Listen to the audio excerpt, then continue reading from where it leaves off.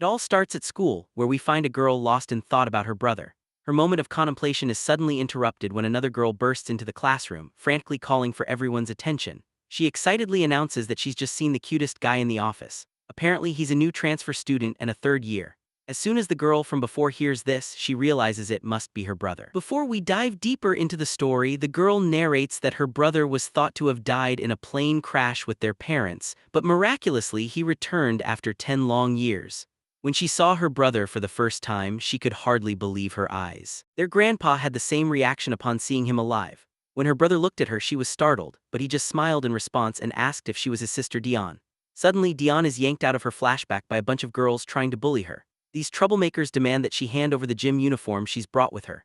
Dion tries to reason with them, pointing out that if she gives up her uniform, she won't have anything to wear. Blondzilla just snickers at this and then starts yelling at her.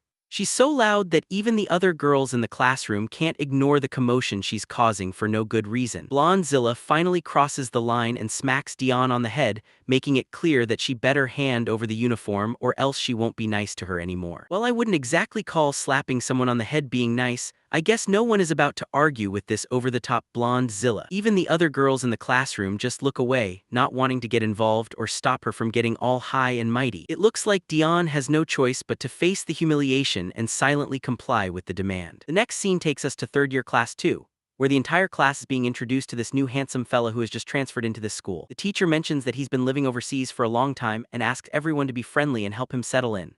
All the girls in the class can't help but blush at how hot he is. Even the bullies in the room can't resist sneering, while the other students with average looks feel a pang of jealousy at the new guy's good looks. The teacher directs him to an empty seat at the back of the room, and he makes his way over, ready to get settled in his new spot. As the new guy walks to his seat, we spot a redhead guy named Jae Hong, and we can tell that he is feeling absolutely annoyed. Let's face it, he's just jealous that this new guy is stealing the spotlight with his looks. The big guy seated behind Jae Hong gives a subtle signal.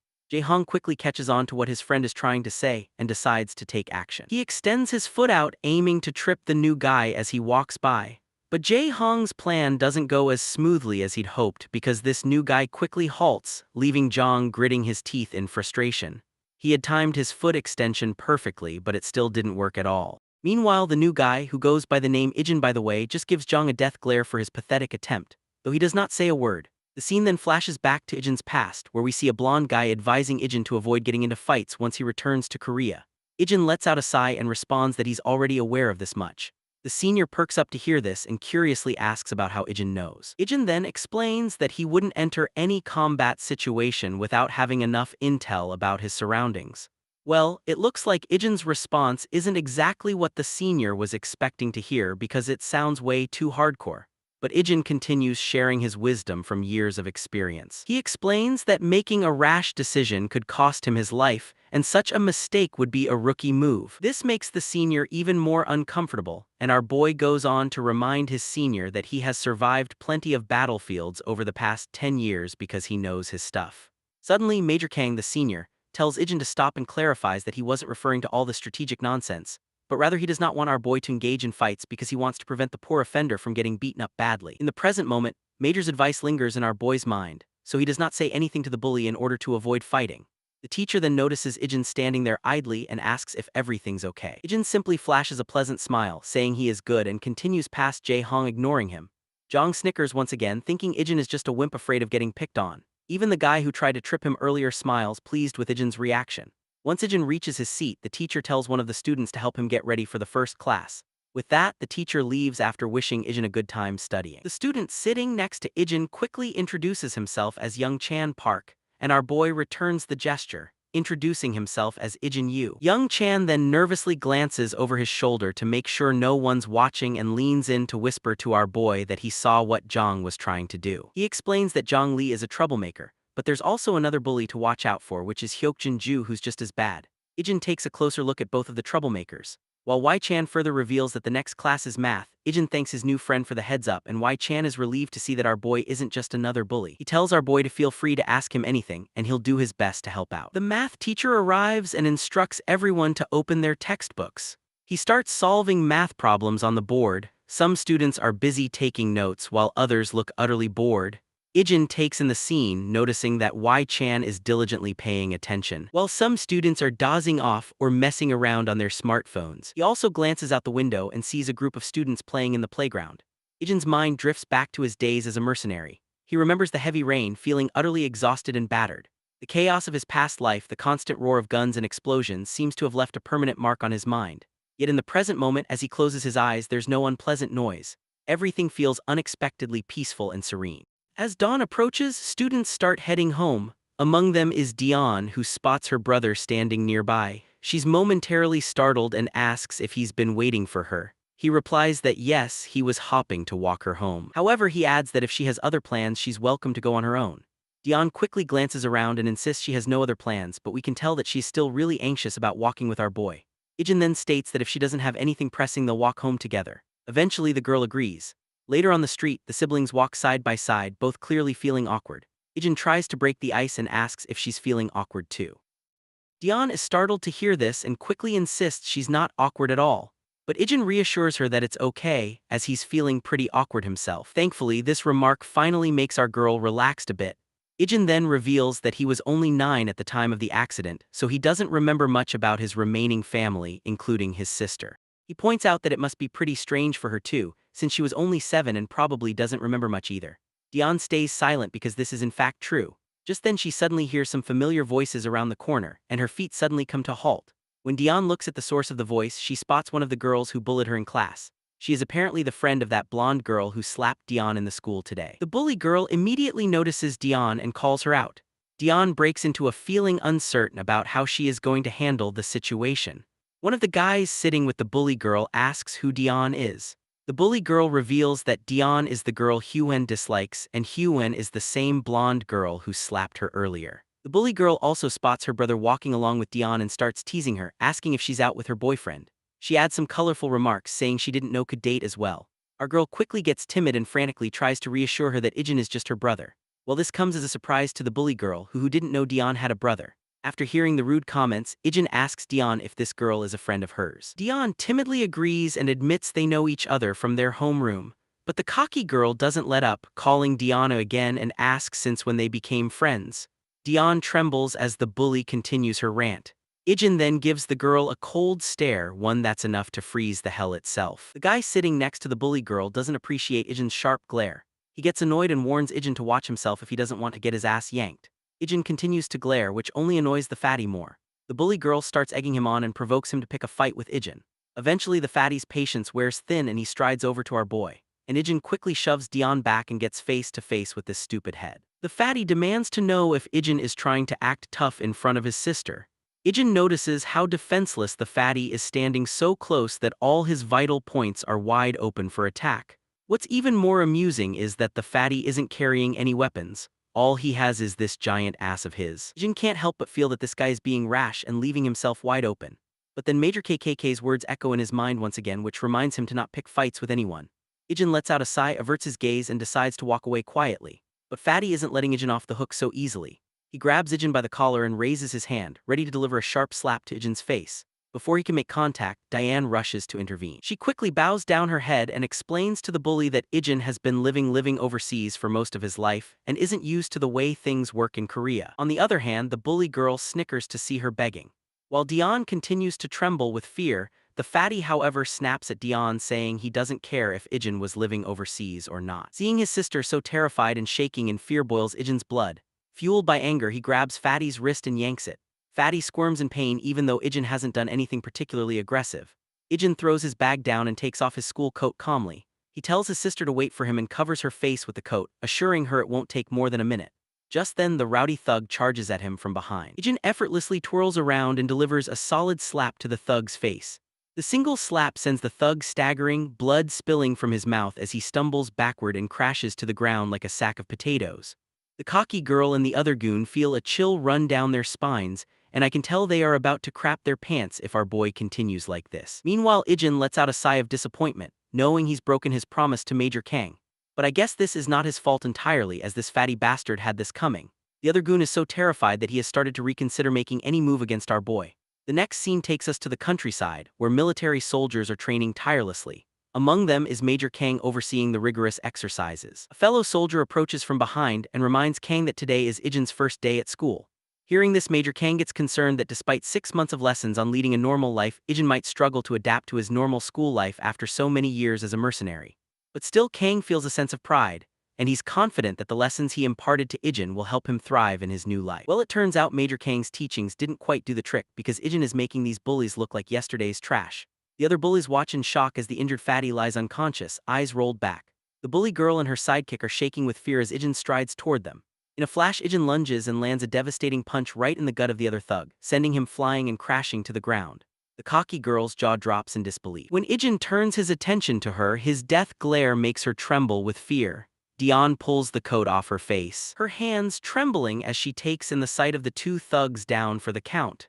Even though it's only been a minute since she was covered, Ijun notices his sister watching him, and after giving the cocky girl one last intimidating look, he walks away from her. He turns to Dion and apologizes for covering her face so abruptly. The apology only makes Dion feel more awkward, so Ijun tries to lighten the mood by suggesting they grab some snacks from her favorite store. Dion stammers that it's okay and they don't need to, so Ijun decides they should just head home. As Dion and Ijun cozy up, the bully girl is left terrified to see this. She's completely blown away by how this guy who was so terrifying with just a glare is now acting like a sweet, caring brother. As the siblings walk off together, Dion gives her one last friendly wave before they head out, leaving the bully girl standing there, face frozen in terror. As they walk home, Dion asks Ijun if he was the one who knocked out those two guys earlier.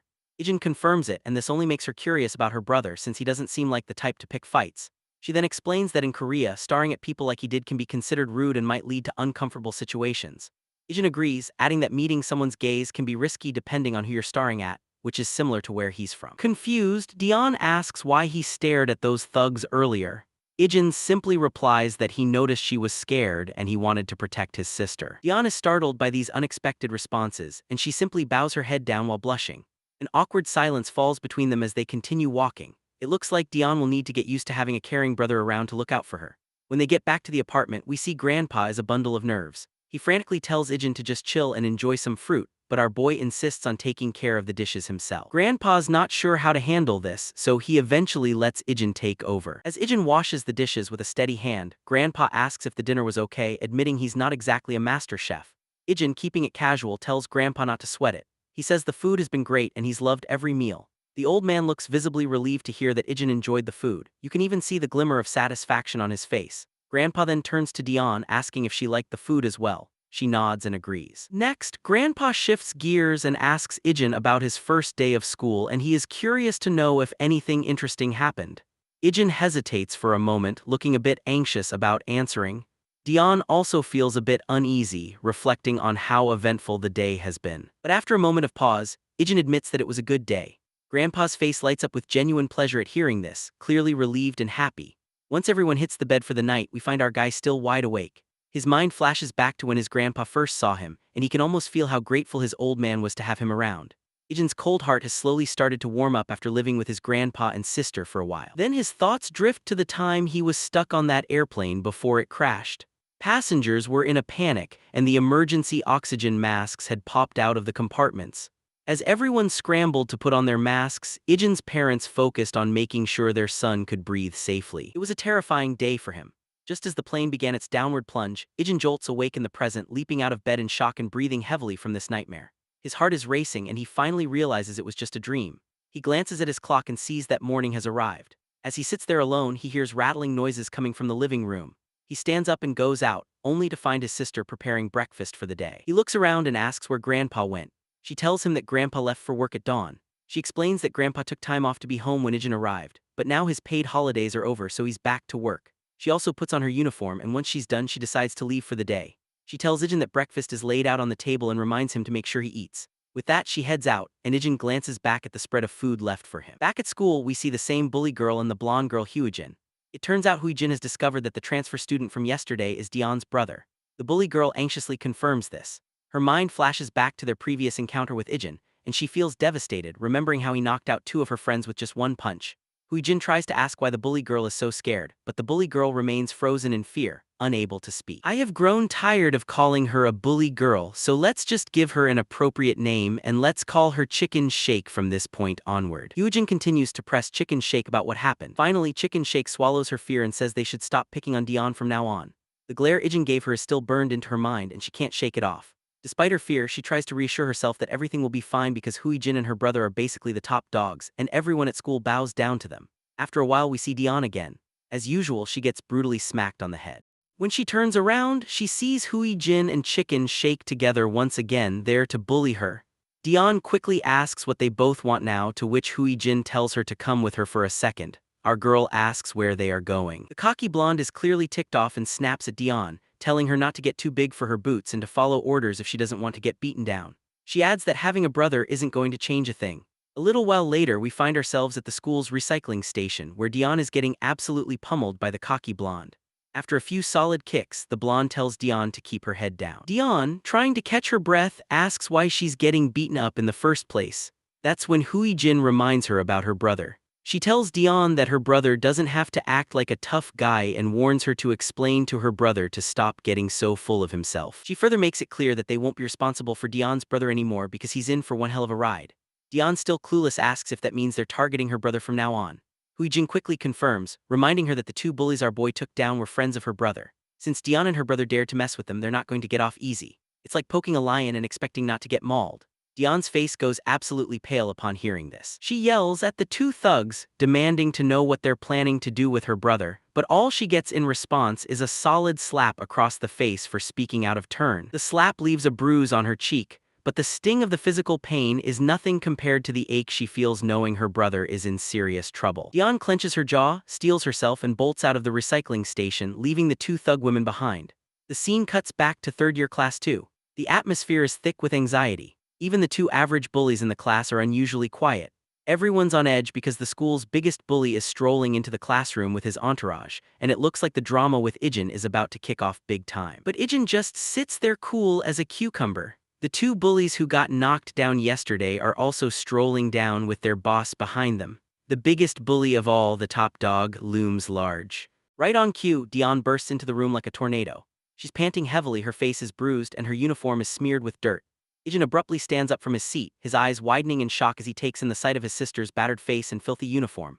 The bully boss starts up with some banter, teasing how Ijun's sister is worried sick about her brother. He points out how his own sister, Hui-jin, all she does is whine and nag at him to do things for her. Hui-jin also strolls into the scene and reminds her brother that she will only feel sorry when her brother actually gets his ass handed to him by someone. Meanwhile, Ijun is left visibly petrified, seeing his sister so bruised up. But before we can see his reaction, the scene cuts back a little to the past, when students were just starting to gather in the classroom early in the morning. We see the terrified face of Yang-chan taking hits to the head from two rowdy individuals who are using his face for target practice. Jae-hong is feeling pretty cocky about his direct headshot and brags to his friend about it. Hakan then gets ticked off and demands this nearby student to hand over his eraser. Once the timid student offers his eraser, Hakan quickly takes it. He swings his hand with all his might and delivers a precise headshot to Wai-chan. He breaks into a happy dance after landing the perfect hit, but Jae-hyung tries to downplay it, saying this was just a lucky shot. The two friends go back and forth trying to outdo each other with their headshot skills. Jae-hong decides to take another shot, swinging his hand violently and throwing the eraser down at the poor Wai-chan. But surprisingly, Ijun steps in and the eraser hits him in the waist instead. The two bullies are annoyed by the sudden interruption and the eraser falls to the ground. Ijun then takes his seat right next to the terrified young Chan. The redhead is visibly ticked off, feeling Ijun is finally getting on his nerves. Hakan decides to talk some sense into Ijun for stepping in, and the redhead quickly agrees. Meanwhile, our boy simply puts his bag on the desk and asks young Chan if he's all right. The poor fellow mutters that he is fine, but we can tell by his pale face he is not fine at all. Wai-chan simply leans toward our boy for avoiding any contact with those bullies and asks our boy if they should hang out after school. Ijun reveals that he has to walk home with his sister, so he can't hang out. The timid boy perks up at this and asks if his sister transferred here with him. Ijun shakes his head, saying she was already studying here before he arrived. When Wai-chan asks her name, Ijun tells him it's Dion. Wai-chan is startled to hear this, and Ijun notices his sudden reaction, so he asks his friend if he knows her. At first, Wai-chan feels reluctant to say anything but admits that Dion isn't having the best time at school lately. He explains that she was quite popular back in middle school for being smart and pretty, which attracted a lot of attention from the guys. But then a blonde girl named Hui-jin who was jealous started bullying her. Ijun asks if no one stopped them from bullying Dion. Young Chan reveals that the girl who used to bully her, Hui-jin, has a brother named Jessu Kim, who's one of the worst troublemakers at their school. What's even worse is that Dion is stuck in the same homeroom as Hui-jin, and she gets bullied to the point where every student is amazed that she still has the courage to come to school. Ijun puts two and two together and realizes that Hui-jin started bullying his sister just because someone liked Dion, and that's the only reason she's being targeted. But Young Chan somberly reveals that this is just an excuse because Hui-jin simply wanted a reason to bully someone. Ijun's mind flashes back to several days before, when his grandpa hoped that Ijun would have an easier time adjusting to his new school after living overseas for so long. The grandpa then turns to his granddaughter and asks if she's doing well in school too. At that time, little Dion charmingly assures her grandpa that she's doing absolutely fine and never shows a hint of the grievances she faces at school on a daily basis. Her grandpa praises her, noting that Dion is always a brilliant student and even her teachers speak highly of her. In the present moment, Ijun realizes that his sister was just putting on a brave face and hiding her struggles to keep their grandfather from worrying. Then one of the rowdy bullies kicks the door open, and the entire gang of school bullies saunters into the classroom. Hakin quickly asks these rowdy bunch what they're doing in their class. Jessu Kim, one of the top dogs of the entire school, just says he's there to handle some business. Hakin is surprised to see Jessu and is not sure what to do. You see, Hakin is a small fry. While he can deal with the other bullies pretty fine, he doesn't want to get tangled up with Jessu Kim. Meanwhile, Jessu's lackeys inform him about Ijun. When Jessu sees Ijun, he starts shouting at his lackey, furious that they got their butts kicked by a scrawny little punk. He dismisses his lackey and provocatively flicks his finger at Ijun, telling him to come over. Ijun stands up immediately while the redhead and Hakin look totally confused about what Ijun did to tick off Jessu, and they're pretty sure he is pretty much screwed now. Meanwhile, Ijun stands his ground defiantly and asks if Jessu is actually the big shot here. Jessu sneers, and he finds it fascinating that our boy took his sweet time to figure out who is in charge here. He turns to his lackey and tells him not to just stand there like an idiot and to make a move, but we can clearly tell that the lackey is absolutely scared. He eventually steps forward towards Ijun, but before the showdown starts, Dion also bursts into the classroom, breathing heavily. In the current time, this is how Ijun finds himself looking at his bruised-up sister. Tears well up in Dion's eyes as she starts apologizing to Ijun for putting him into trouble. Meanwhile, Ijun scoffs after seeing those tears and calls her the biggest drama queen ever. Ijun, however, tells his sister she has nothing to apologize for. Before she can say another word, he loses it and slaps this lackey across the face with such force that he hits the ground, knocked out cold.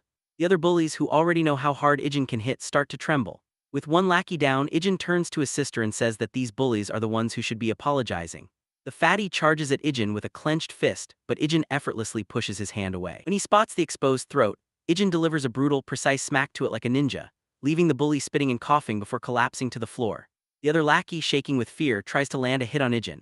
Ijun responds with a crushing blow to his ribs and with lightning-fast reflexes sends the lackey tumbling to the ground. Meanwhile, G's confidence has finally started to fade away as he sees our boy effortlessly taking down his bullies like they're nothing. Local lackeys of this class, who are still in their beta stage, stand there wide-eyed and expressionless. Even Hui-jin and Chicken Shake are freaking out, completely losing their composure. After taking down the last two bullies, Ijun turns to Jessu and makes it clear that his sister has been suffering because of these thugs and he's not about to stand for it. Jessu finally decides to speak, sneering as he admits that Ijun is not a pushover after all. With a smirk, Jessu swings his leg with lightning speed toward Ijun's face, but Ijun effortlessly blocks the kick, leaving Jessu absolutely stunned because he did not expect our boy to react so fast. Nonetheless, Jessu quickly swings his other leg, which is also blocked by Ijun quite easily. Jin seizes Jessu's leg, pulls him closer, and delivers a brutal punch to his face. The punch sends blood spraying everywhere as Jessu crashes to the ground like a ragged doll. His nose and mouth are bleeding, and he looks up in horror at Ijun, who towers above him like a goddamn Death Reaper. Without hesitation, Ijun swings his leg again, striking the bastard in the face with a powerful kick that sends more blood splattering. The guy who was once cocky and full of himself finally hits the ground, defeated and humiliated. The entire class falls silent, eyes wide in shock as they watch Ijun take down one of the biggest bullies in one fell swoop. The two beta bullies are slack-jawed as well, unable to believe that our boy just took down a major player like Jessu so effortlessly. The girls are equally horrified, with the blonde especially stunned, unable to fathom if Ijun is really this formidable. Jean starts walking towards Hui-jin, who is feeling terrified because she does not want to get slapped and face the same brutal treatment. But before anything else can happen, Dion rushes to stop her brother, pleading with him not to do anything anymore. Ijun reminds her that Hui-jin and her crew have been bullying her for a long time, and he also knows that she was targeted by them yesterday as well. Dion's face falls as she realizes her brother has uncovered the truth, and she bows her head in silence. She then suddenly realizes that Ijun is fighting for her sake, so she quickly forces a smile, telling her brother that she's fine and he should stop. Her brother hesitates at first but eventually agrees, deciding to walk her to class. As they leave, the students in the room erupt into murmurs, unable to believe that Jessu, the top dog, was taken down by a single boy. Even the beta bullies admit that Ijun is hardcore and they are feeling a wave of relief that they didn't try to take him on earlier. As the chatter continues, the blonde girl trembles in a mix of fear and humiliation, unable to process her defeat. Meanwhile, as Ijun and Dion walk together, she expresses her shock at how good her brother is at fighting but then starts apologizing again. Confused, Ijun asks what she's apologizing for. Dion explains that it was her fault he got dragged into this mess. She feels responsible for the fights he had to endure both yesterday and today. Ijun gives Dion a reassuring smile, telling her she doesn't need to apologize for anything because this is what families are for, to protect each other. He then begins to explain that back where he used to live, everyone only looked out for themselves. They didn't care what happened to others as long as they weren't the ones suffering. But even those people would act differently when their own families were involved. That is when the scene cuts down into memory lane, to a chaotic battlefield with smoke and explosions tearing through the area. Gunfire and bombardments echo from both sides. In the middle of the madness, we see a younger Ijun caught in the mayhem. Among the carnage, he spots one of the opposing soldiers desperately trying to save his little daughter, shielding her from a man who is holding his gun right over their faces. Even in the middle of the violence, the sight of that soldier risking everything for his child left a deep impression on Ijun. It made him question what family truly meant and why it was so important. In the current moment, Dion points out that he barely remembers her, so why is he still going out of his way to help? The boy agrees, admitting it's true he doesn't remember her, but insists that doesn't change the fact that they're family. The girl just stands there in silence, but just as our boy's words sink inside her mind, she starts to feel a bit embarrassed. She quickly tells him she's fine and that he should head back to his class. She points out that they're already at her homeroom, so she waves a final goodbye and vanishes, leaving the boy with a faint smile on his face. Back in his room, Ijun is still the hot topic of conversation, and he's feeling a bit awkward with all the attention he is getting. The beta bullies then flash him a thumbs up, cheerfully asking what kind of lessons he got overseas because he took those noobs down like they were yesterday's leftovers. They keep showering him with praise, but the boy just sinks into his seat looking a bit overwhelmed. Even his friend Young Chan chimes in saying he was actually pretty awesome, which brings a subtle smile to Ijun's face. Meanwhile, we shift to the defeated goons who are feeling pretty anxious after their embarrassing loss.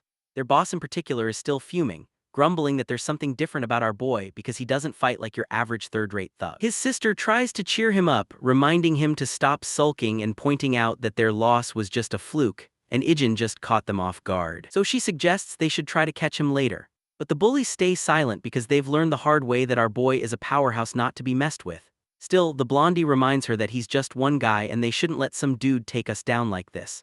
Her brother finally shuts her up, telling her if she's itching for a fight, she can go take on the boy herself if she thinks it's so easy. Of course, Hui-jin doesn't like the way her brother's talking to her, so she snaps back that he shouldn't take his frustration out on her just because he got his butt handed to him by some random guy. Her brother is absolutely furious, and it's clear Hui-jin's words hit him hard. He is seething in anger because we all know that she is speaking some uncomfortable truth. Hui-jin glares at him one last time, her eyes welling up with tears from the frustration of seeing her brother act like this. Quietly, she turns around and slams the door behind her as she leaves. As she stomps down the corridor, Chicken Shake catches up with her from behind. Meanwhile, Blondie is absolutely fuming. It's incredibly frustrating for her that all those bullies couldn't handle just one guy. She slams the door open as she storms into the classroom. And when she sees Dion sitting in the classroom, she asks our girl that she must be feeling pretty lucky to have a brother now. She reminds her how she now can go to school without a care in the world and can just run to her big brother if she gets into trouble. Dion doesn't say a word in response, which only makes Hui-jin more annoyed. She thinks Dion is giving her the cold shoulder just because she has her brother around. She grits her teeth in frustration and makes it clear that she won't let Dion do whatever she wants just because she has a brother. As dusk starts to settle, students begin heading home, and among the crowd is our girl looking pretty dejected. She's lost in thought, recalling the scene where her brother stood up for her and fought those thugs. She remembers him saying they're a family and wonders if this means she can finally go to school without worrying about getting bullied. Her mind drifts back to her miserable days under Hui-jin's rule, where she was constantly bossed around and obeyed every command like a faithful dog. Whenever she tried to speak up for herself, she'd get slapped down. Suddenly, her brother appears behind her and asks if something's bothering her. She is startled by this sudden call, but our boy reminds her that he called her a few times already, but she did not respond. The sister quickly says sorry, explaining she didn't hear him, and then asks if he was waiting for her again. The boy nods, saying he was because he still doesn't know his way back home. So they start walking together, talking about how they should grab some groceries on the way since Grandpa always gets super hungry when he's home late. As they walk side by side, that Rowdy stands behind them. She's looking utterly mad and just can't handle seeing the smile on our girl's face. This is biding her time, waiting for the perfect moment to make Dion forget how to smile. In the next scene, we see our Dion is shopping around the store. The girl seems to be having a tough time choosing what to get, while people around the store are looking at our Dion. Girls in the store can't seem to take their eyes off our boy, and Dion can't help but notice how much attention he's drawing from the ladies. She knew he was popular at school, but it seems he stands out even outside of it. Out of curiosity, Dion finally asks her brother if he's ever had a girlfriend back when he was overseas. The sudden question takes him by surprise, and he looks like he's never even heard of the term girlfriend before. Seeing his confusion, Dion clarifies, saying she means a girl he might be dating. He simply replies that he hasn't had any, which prompts his sister to suggest that he should consider having a girlfriend, especially since he's always attracting girls like a magnet wherever he goes. The boy stays silent for a moment before saying that he's always been too busy to have time for a girlfriend. Dion understands where he's coming from, especially since he's been busy adjusting to a new country. That's when the boy turns the question back on her, asking if she's ever had a boyfriend.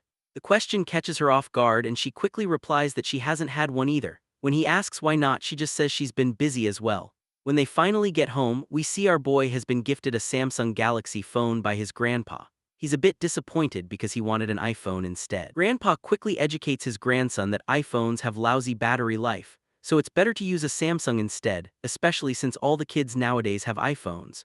It's kind of a funny jab, suggesting that having a Samsung might actually make him stand out.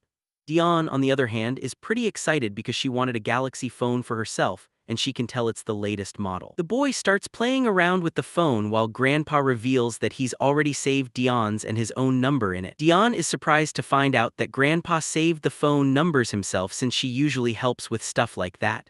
Grandpa quickly clears it up, saying he got some help from the salesperson. He adds with a grin that he's heard how the younger crowd loves to unbox new things themselves, so he hoped our boy wouldn't mind that he opened the box to save their numbers in. In response, Ijun quickly says he's totally fine with it. Grandpa then apologizes to Dion, saying the store only had one of those phones, so he couldn't get one for her too. Dion reassures him it's no big deal, and they end up having a great dinner, chatting and enjoying their family time. Later that night, the boy is still playing around with his new phone, and he is really digging into the Galaxy experience.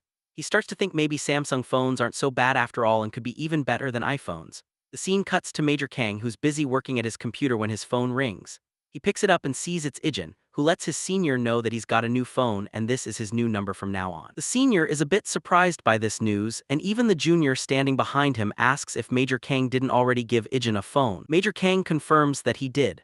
That's when the senior gets tomato red with anger, pointing out that he had given Ijun the most expensive iPhone they had, so he is kind of furious that Ijun has changed his phone already. The next morning arrives, and Ijun comes out of a cozy shower and notices his sister rushing out in her uniform. Before she leaves, Ijun asks why she's heading out so early. She tells him she's actually running late and bolts out without wasting any time. She also reminds him that dinner is already set up, so all he has to do is put the dishes in the sink.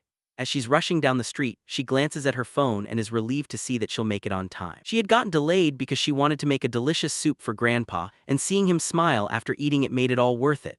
She's just happy to do something nice for him. Her moment of happiness is abruptly cut short when she gets a solid kick to her ribs and crashes to the ground. Standing over her are three girls, all decked out in hoodies and masks to hide their identities. The one at the front tells Dion to watch where she's running and accuses her of nearly breaking her ankle.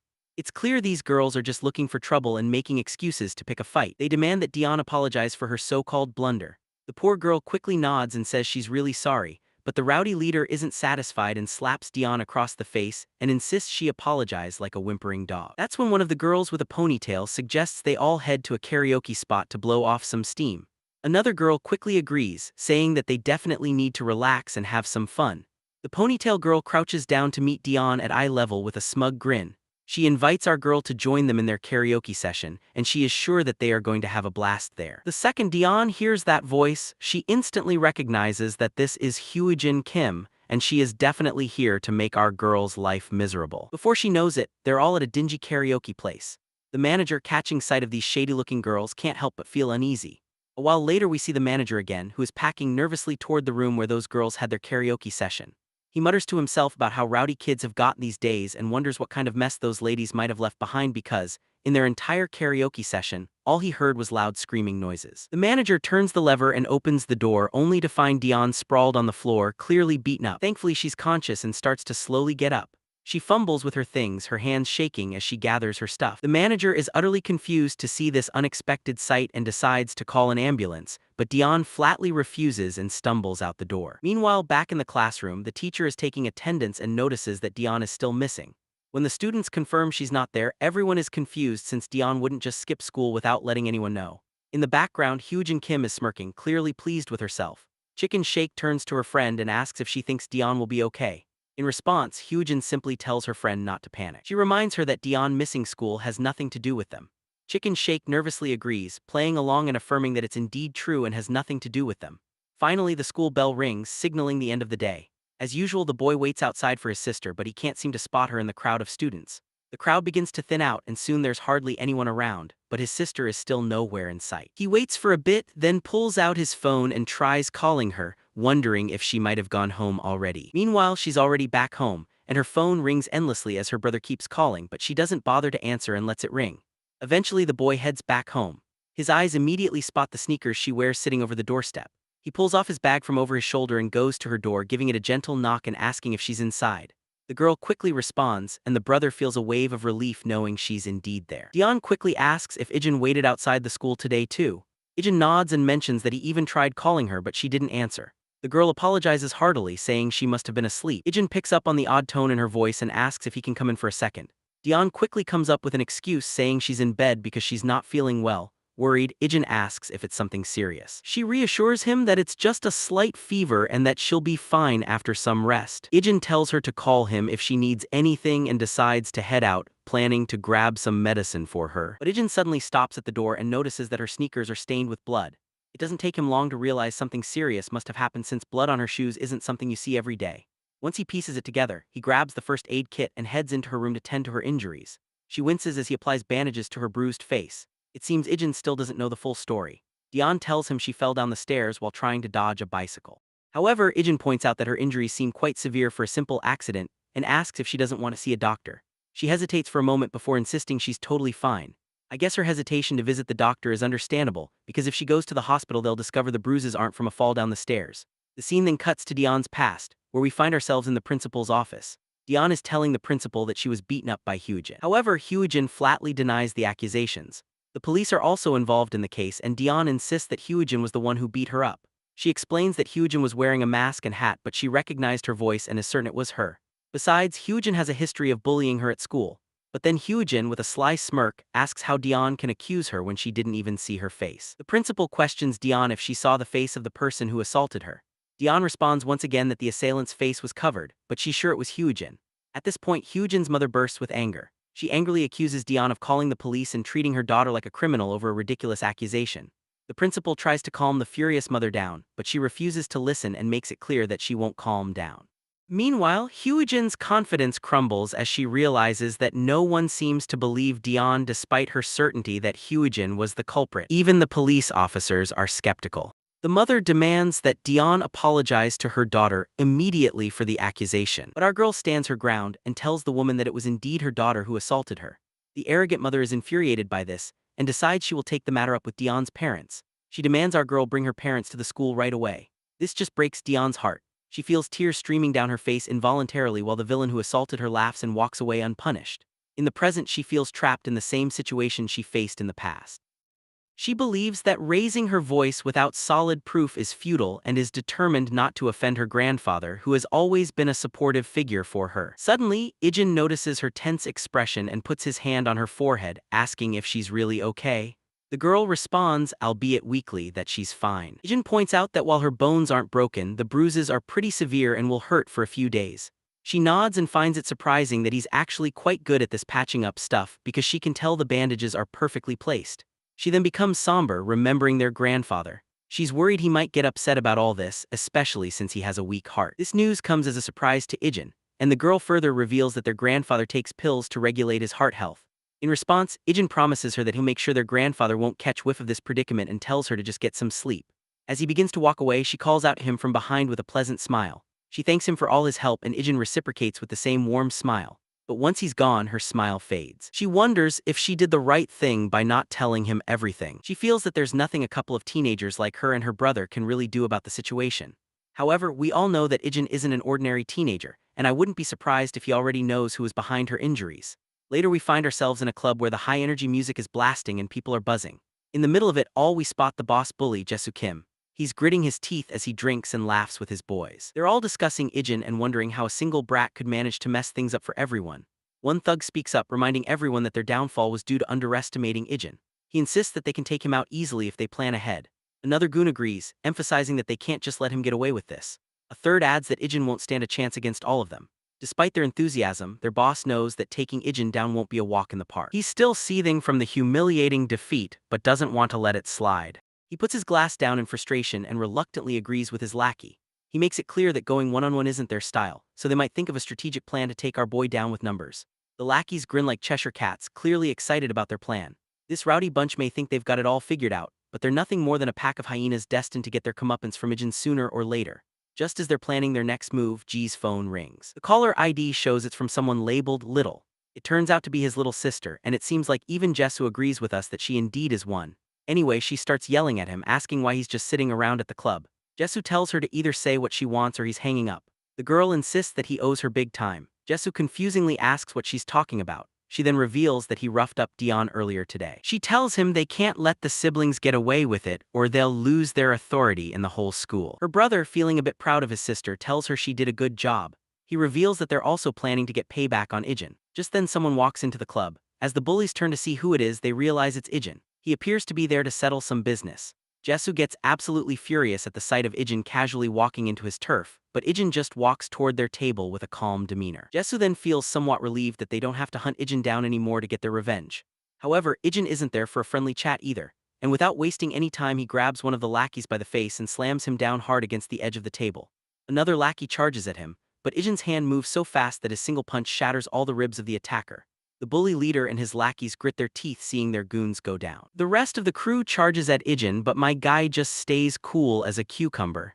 As they get close, he kicks one of them down effortlessly like a true Sigma male. Next he grabs this purple head and slams him down on the table with a brutal thud. While this purple head is cowering for his life, Ijun doesn't stop there and slams this dude against the wall like a rag doll. Then he balls up his fist and delivers a devastating blow to the fatty's face. One of the thugs grabs a glass bottle and swings it at Ijun, but my guy casually knocks the bottle from his hand and follows up with a brutal whack to his face, which leaves the thug bleeding his mouth out. Another bully charges from behind, but Ijun ducks down, grabs his hand, twists it painfully, and then delivers a hard slap across his face.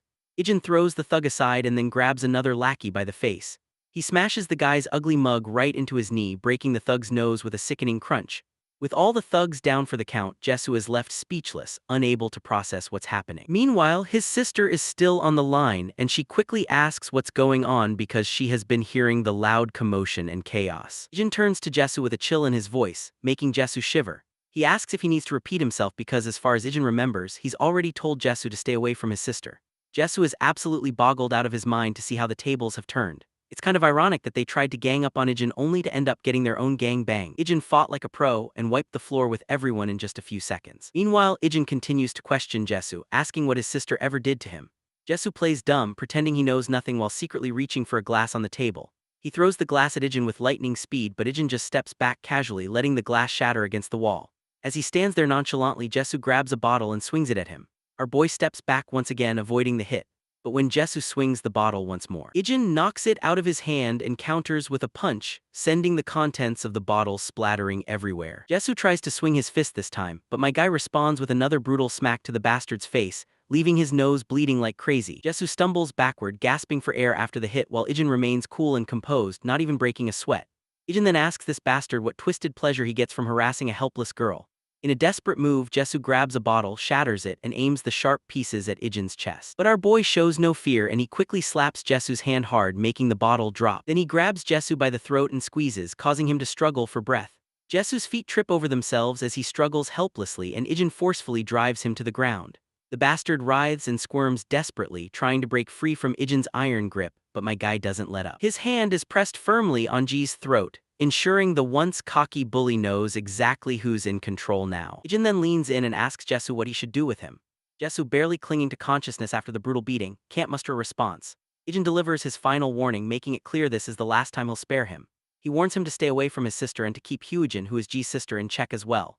He emphasizes that if he hears even a rumor about Jessu or Hui-jin bothering his sister again, he'll be back to finish what he started. To drive his point home, Ijun tightens his grip on the bastard's throat even further, pushing him to the brink of unconsciousness. The bully is now desperate and on the edge, starts squirming and apologizing profusely. After that, Ijun finally releases his grip, leaving Jessu gasping for air and coughing violently as Ijun walks away. As Ijun walks out of the club, the staff inside exchange nervous glances, unsure of what just went down. Meanwhile, Hui-jin and her friend Chicken Shake are strolling down the street. She has got a bad vibe and starts worrying that her brother might be in trouble. When they reach the club, they hear footsteps coming up the stairs and it's Ijun casually making his exit. Hui-jin is caught off guard and isn't sure what to do. She shouts for Ijun to stop, thinking she can still play it cool because no one can pin the blame of what she did to Dion. But Ijun doesn't even slow down. Hui-jin, now really nervous, starts backing away, trips and falls hard on her butt.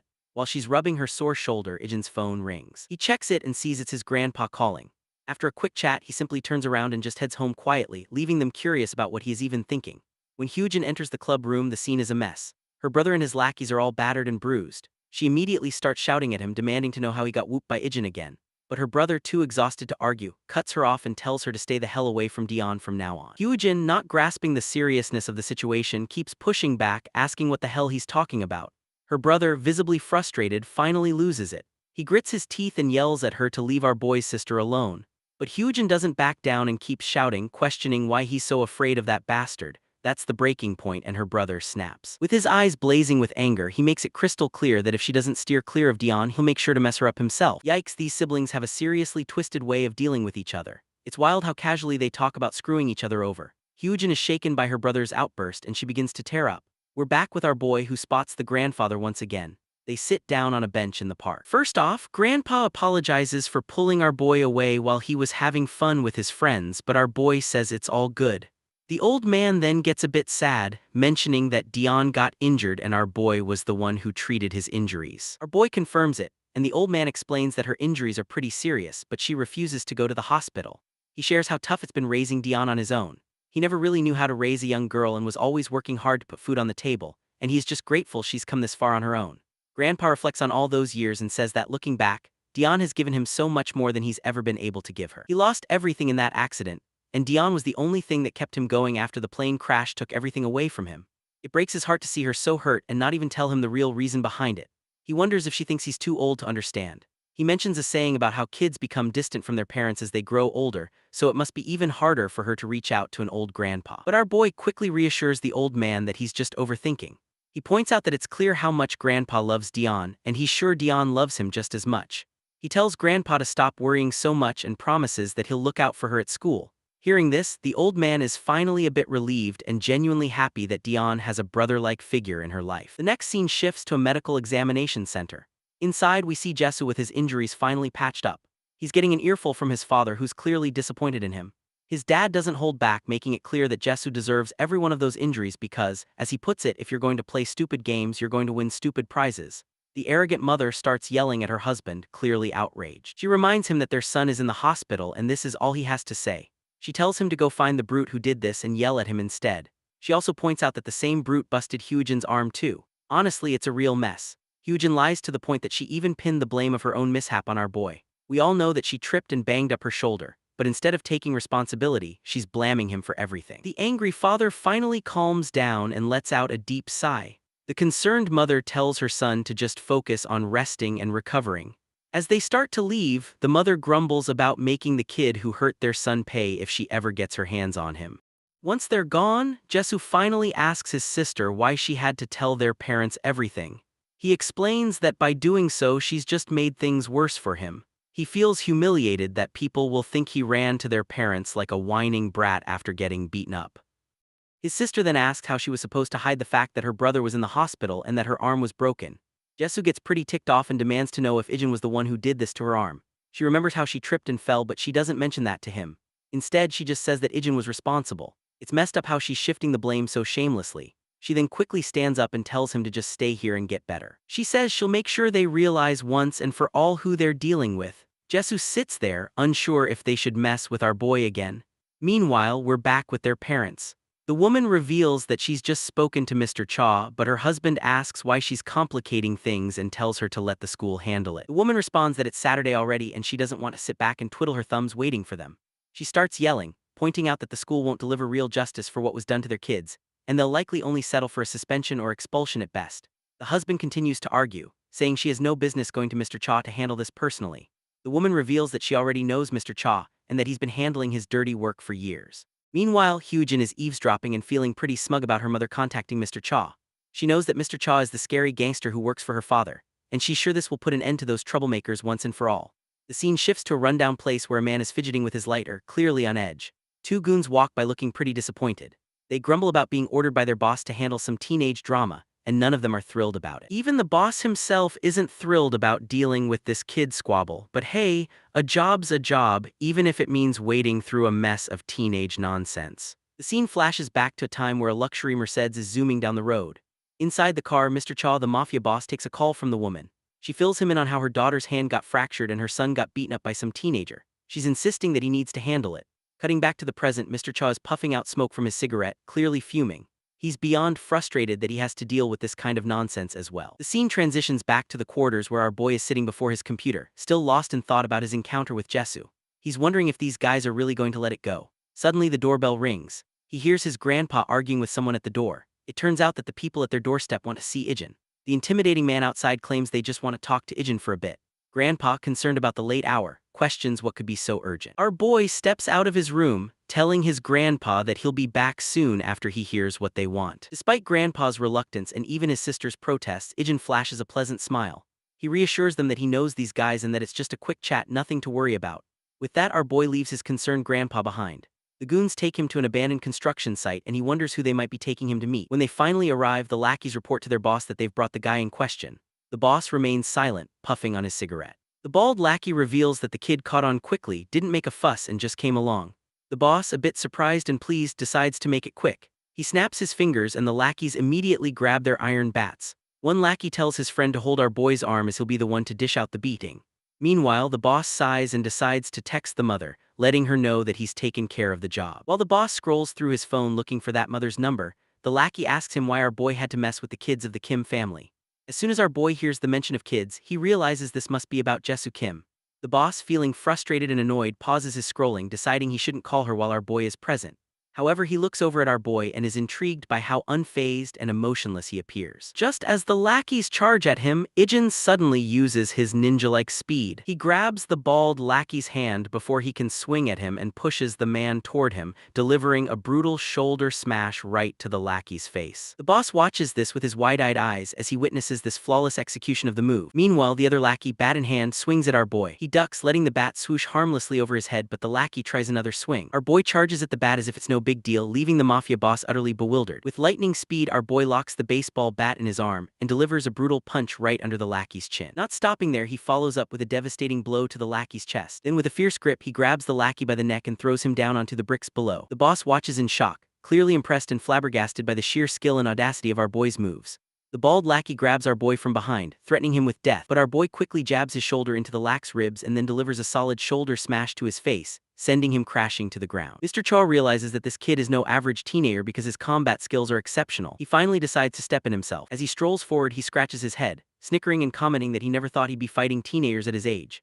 Meanwhile, our boy can tell that even though this man is a mafia boss, he still is weak sauce because my guy can clearly spot all of the weak spots of this man. As the boss swings a powerful fist at him, Ijun effortlessly sidesteps it. The boss then starts a barrage of punches, but our boy dodges each one with ease, making it look like a walk in the park. As they continue their back and forth, our boy quickly sidesteps, but another punch comes straight at him. He blocks the hit, though the heavy force makes him skid backward. The mafia boss sneers, impressed that he managed to block that one as well. Meanwhile, Ijun checks his wrist where he took the punch, and his hand winces from the aching pain. He realizes that the mafia boss predicted his movements and delivered the punch with precision. On the other hand, the mafia boss's curiosity has finally peaked, and he asks Ijun who he really is. Ijun casually replies that he's just a high school student. The boss isn't buying it. In his mind, he figures this kid must have some serious skill and experience to fight like this. Ijun takes his stance with a grin. The boss says he's up for sparring further and balls up his fist to deliver a blow to our boy. Our boy quickly deflects an incoming punch and tries to throw one of his own, but the mafia boss sidesteps it effortlessly. The boss then attempts to attack, but our boy grabs his hand and swings a punch toward his gut. The mafia boss reacts again, causing our boy to end up landing a hit right to his face instead. Mr. Cha is absolutely annoyed after taking that hit right over his face and tries to swing another punch at our boy. Once again, our boy deflects the attack and, locking eyes with his opponent, delivers a brutal blow to his face. He follows this up with a series of powerful punches, knocking Mr. Cha to the ground, leaving him feeling utterly humiliated by a teenager. Surprising to see a mafia boss who relies more on his fists than on guns. Anyway, once Mr. Cha is defeated, he grins, noticing that our boy doesn't seem rattled at all by the fight. He doesn't know where this kid came from, but he's sure that the Kim family definitely messed with the wrong person. The scene transitions to this agency known as National Assembly member in by Kim. Inside the building, 2 guards are stationed outside an office. Inside the office, we see Mrs. Kim and Mr. Kim. The woman asks her husband why Mr. Cha hasn't responded yet. She's growing impatient with every passing second and tells him to call Mr. Cha. Mr. Kim responds that she should just wait, as Mr. Cha will call back once he's done dealing with our boy. On the other hand, we also see their daughter, who lets out a sigh. Just then, the telephone begins to beep. The impatient lady quickly tells her husband to put the call on speaker so she can hear the news herself. Mr. Kim begins by apologizing to Mr. Cha, saying he's sorry for the ridiculous favor his wife asked him to fulfill. But the woman, however, continues to argue loudly, insisting that their kids were attacked, so she doesn't understand how it can be called ridiculous.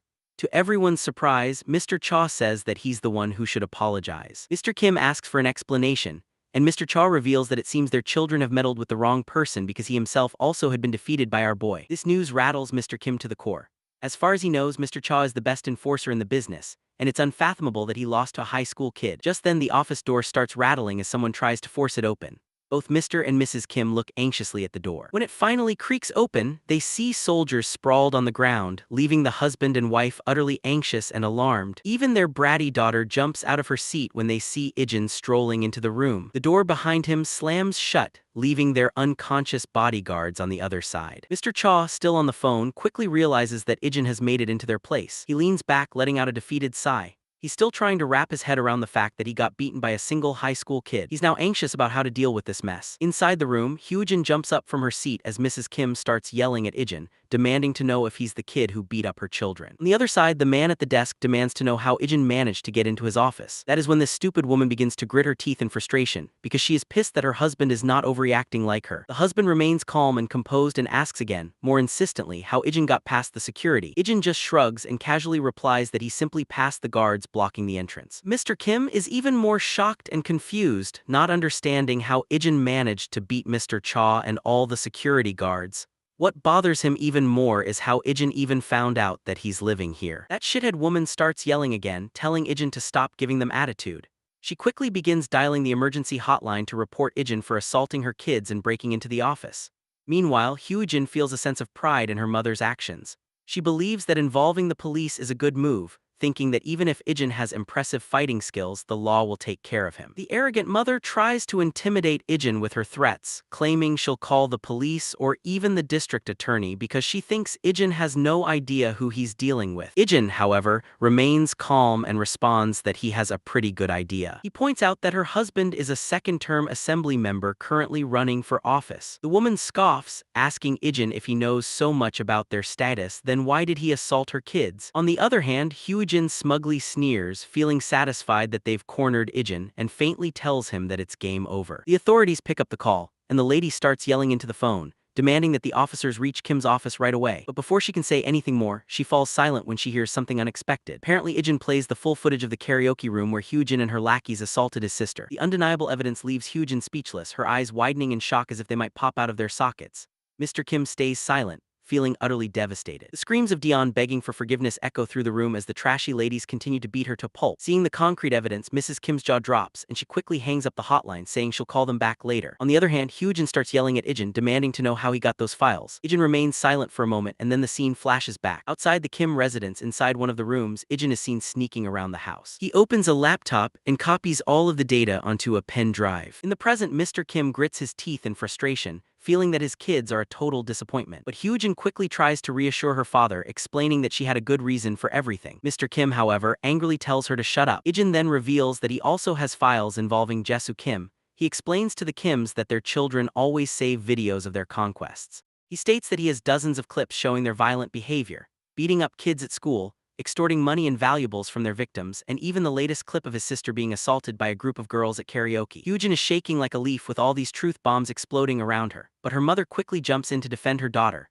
claiming that our boy is just trying to threaten them and that he won't get away with it. But Ijun reminds her that he didn't start this mess, and what he's doing now is hardly a threat compared to hearing a bunch of gangsters to attack him. He makes it clear that he has recorded all of it too. The father facepalms in utter disappointment and asks our boy if he did all this just because his kid assaulted his sister first. Ijun responds that as parents, they have the right to take their children's side at all costs, so as a brother he will do whatever it takes to protect his sister as well. The man understands where he's coming from and points out that they'll cover her treatment and offer a hefty settlement to make amends.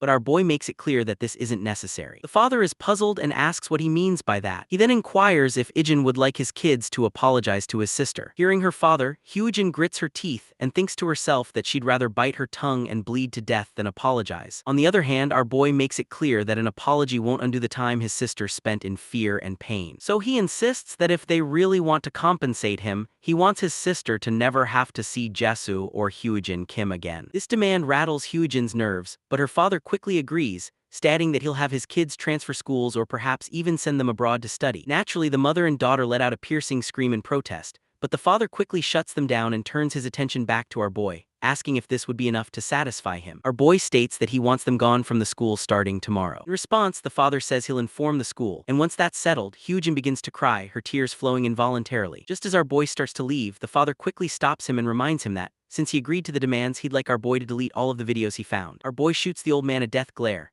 and the father can tell from the intensity of his eyes that this kind of deadly glare doesn't belong to a high schooler. Ijun makes it clear that he's not a fool and then begins to walk away, slamming the office door behind him with a resounding thud. Once outside, he finally heads home. His grandpa rushes to open the door and asks if he's okay, while Dion is seen crying in the background. Ijun is startled to see them so worried about him, but he smiles and reassures them that no one hurt him. As he begins to enter the house, the old man points out that the people they encountered seemed dangerous. Ijun replies that they just stopped by to talk, nothing more. The sister then mentions that something about those people didn't feel right and that she and Grandpa were very worried. Ijun quickly tells her not to worry about anything other than getting better. Ijun then hints to his sister that from now on she'll never have to walk down the stairs again because he's taken care of it. Of course, this doesn't make much sense to her at the moment, but she'll likely figure out what he meant soon enough. The next morning they head to the school. Once inside, they part ways to go to their respective classes. As Dion enters her classroom, she tries to avoid making eye contact with Hui-jin. However, her steps falter when she hears students talking about how Hui-jin won't be coming to school anymore. The entire class buzzes with curiosity about what happened, and one of the girls explains that Hui-jin and her brother are both going to study abroad. This news hits Dion like a thunderbolt out of the blue because her biggest obstacle is finally quitting school. The words Ijun had said about taking care of the stairs she had fallen down replay in her mind. She quickly realizes that he must have known about Hui-jin's transfer all along. Dion rushes out of the classroom in order to talk to him about this. When she finds him and calls out to him, he turns around. But as soon as she tries to speak, she's at a loss for words and remains silent. Ijun simply smiles and says, "See you later," leaving Dion to tear up. She manages to reciprocate with a soft, "See you later," before she breaks down, her emotions overwhelming her. A while later, we find ourselves in an apartment where a blonde girl is asking her friends if it's true that Hui-jin is moving overseas. One of the other girls confirms that it's true, saying she was shocked when she first heard but has no idea why they're leaving suddenly, as Hui-jin never mentioned anything about moving abroad. The blonde girl then turns to Chicken Shake, who is sitting silently and seems too preoccupied with herself to respond. One of the girls snaps her out of her reverie and asks if she has nothing to say about it. This rattles the timid girl to her core, and the blonde girl asks her directly if Hui-jin is really moving overseas. Figuring that since they're in the same class, Chicken Shake might know more about it. Timidly and nervously, the girl confirms that it's true and that their teacher announced it to the class earlier. The blonde girl then asks if she tried reaching Hui-jin directly. Chicken Shake admits she did, but Hui-jin didn't pick up the call. Hearing this, all the girls start to believe it might be true. Meanwhile, Chicken Shake nervously checks her phone, biting her nails in anxiety. The last message she got from Hui-jin was that her mother was going to take care of our boy. And ever since, Chicken Shake has been freaking out, wondering if Hui-jin's sudden move has anything to do with him. Just then, Hui-jin herself arrives in the room, looking absolutely furious. The girls are shocked to see her, and Hui-jin just takes a seat on the sofa, grumbling about how she barely managed to sneak out of the house. The girls ask Hui-jin if she's really moving overseas. Frustrated, Hui-jin grabs her head and says it just happened, but she explains she'll be back after one semester. We then flash back into the past, where her dad told her to spend a semester abroad, promising he'd sort everything out by the time she gets back because he doesn't want those videos going public either. She keeps this part to herself though, and the other girls just laugh and tease her, saying she's going to enjoy her vacation. The blonde sneers, clearly annoyed by their attitude. Another girl asks why the sudden move and if Jessu is going too. Hui-jin simply says it's a family matter and she doesn't need to go into details. The redhead girl then asks about Dion and her brother, curious about how things went and if Jessu managed to beat our boy or not. Hui-jin tells them not to ask, insisting that Jessu probably has handled the situation already. However, we all know that she just doesn't want to admit that her brother and his lackeys got thoroughly defeated by our boy, as it would be too humiliating. She grows even more agitated thinking about how pleased Dion will be to see her leaving the school. This irritation sparks an idea in her mind, and she decides to mess with Dion one last time, asking her friends to help with her plan. Her friends question whether it's really necessary, and even Chicken Shake jumps in shock and expresses her reluctance. But Hui-jin insists they should consider how cocky Dion will be without anyone to bully her. She plans to deal with Dion before she leaves Korea, wanting to make sure she gets her revenge. Chicken Shake grows increasingly anxious and terrified as Hui-jin continues to reveal her twisted plan. Hui-jin gets cocky, boasting that Dion's grandpa is a security guard somewhere and she plans to have her mom get him fired. She believes this will teach Dion a lesson not to mess with anyone from the Kim family. This is seriously messed up. Dion is just an innocent girl, and Hui-jin's plotting is enough to make anyone sick. But before this trash woman can act on her disturbing thoughts, her face goes pale when she sees a figure standing before her, cloaked in a hoodie with a mask over their face. It doesn't take long for her to recognize that it must be Ijun. However, Ijun pulls a classic U-card move and asks her who Ijun is, questioning how she can be so sure when he's wearing a mask and she can't see his face. He casually explains that he's just here to check if everyone's having a good time and is quite pleased to see that everyone from the karaoke room video is present. One of the girls starts trembling and asks what he's talking about. That's when the boy reminds them he's referring to the place where they all filmed his sister getting beaten up. Hui-jin's face turns ashen as she realizes he might have been there waiting all along just to mess with her. Chicken Shake is visibly sweating and trembling, clearly aware of what might come next. The other two girls just sit there utterly silent.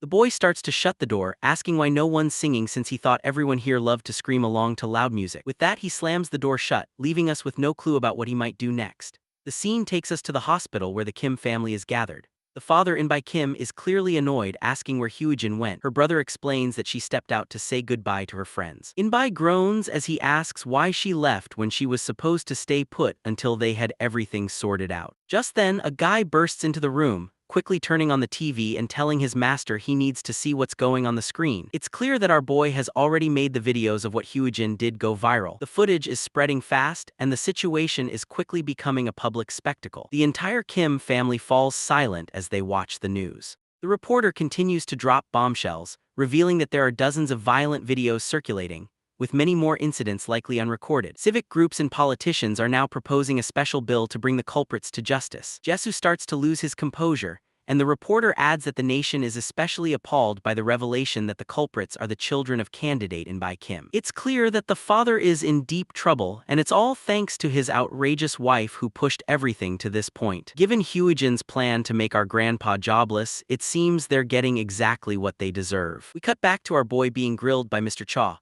who demands to know why he went ahead with his plan when he had already come to terms with the Kim family. That's all from our guy, Ijun, buddy. Making videos like this takes a lot of time and effort, so don't forget to hit the like button and subscribe to the channel. Your small support really helps the channel. Drop a comment with your thoughts and I'll see you in the next video.